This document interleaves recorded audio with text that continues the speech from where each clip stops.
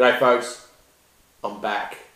Wine Passion TV summer series continues from my new location in the garage. Now, it's been a while. I pumped out a few episodes just back to back while it was a nice sunny day outside.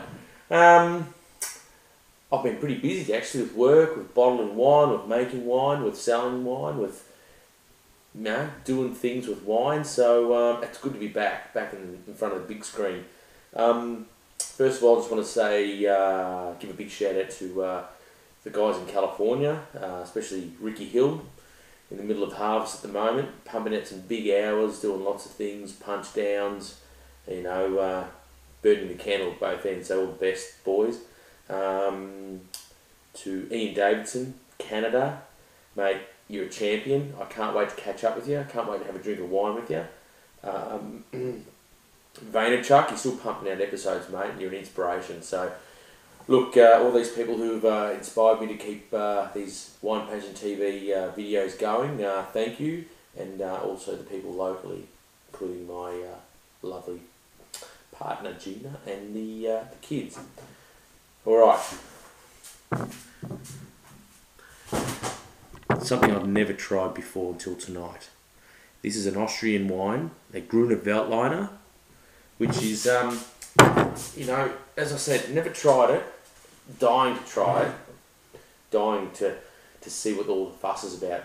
Now, there hasn't been a lot of fuss in the media, or Vaynerchuk hasn't put it out there for people to try. It's just something that I've stumbled across. Look, I don't know a lot about it, but I do know that it's people compare it to a riesling. It's making its presence felt in a small way here in Australia. I do know of one winery, Lark Hill Winery in Canberra, who do produce this, which I've just been put onto their mailing list. But I just think for an alternative white from a Sauv Blanc or Riesling or Pinot Gris or something, something outside of that, comfort zone of whites, I thought this one is a really interesting one to try. Now, I've already got some in the glass because I've just eaten with my red curry, of all things. And I've got some notes that I wrote down, but I can't find them, so just going to have to go on smell and taste. One thing about this wine, as I said, people compare it to, say, a Riesling.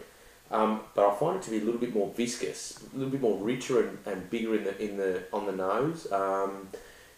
The Rieslings tend to be very straight and slimline and sort of sharp and very like that. And they possess a lot of citrus and minerally notes and things like that. Whereas this one tends to be a little bit fat. It's kind of almost got a glycerol aspect. Glycerol usually, I suppose, comes from an oak element, say like for Chardonnay. But this one just tends to be fatter and richer on the nose. It's got a hint of mineral. It's got fruits like almost like Pinot Blanc or Pinot Gris notes of pear, almost like a peachiness about it, which is really interesting. But they're not. But it's a uniqueness as opposed to, say, Pinot Gris. And there's these elements of spices in there, kind of like, stuff that you'd use in cooking or baking, baking spices. I can't even reel off any, but they're just very spicy on the nose and stuff that you might find in bread even. So, but subtle, not over the top. It's very, very subtle.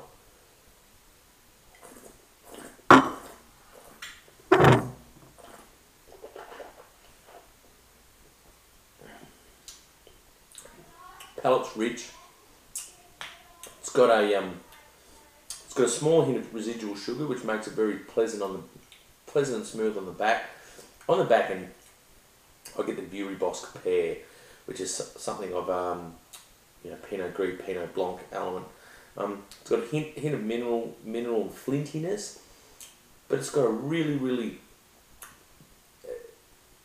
dense finish on the back end, which would, if you're going to match this with food, I was on Twitter earlier asking, what should I match with it? People are saying fish and chips. God. Another fellow was saying barbecue pork ribs, and I thought, well, why don't I just go with a medium red Indian curry, and that just went beautiful with it. Look, there, it's a really interesting wine. I'd totally recommend you go and find it somewhere. This one's actually Domaine Warschau or Warschau. I don't know how you pronounce it. From Austria, 2009 vintage.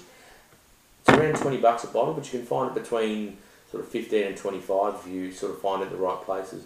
Anyway, I hope you like my new little domain. I don't know, I've got a spinning bike in the background that's got to move, and I've got to deck it out a little bit more. Perhaps the lighting needs to be a little bit better, so give me some feedback and tell me what I need to do a little bit better.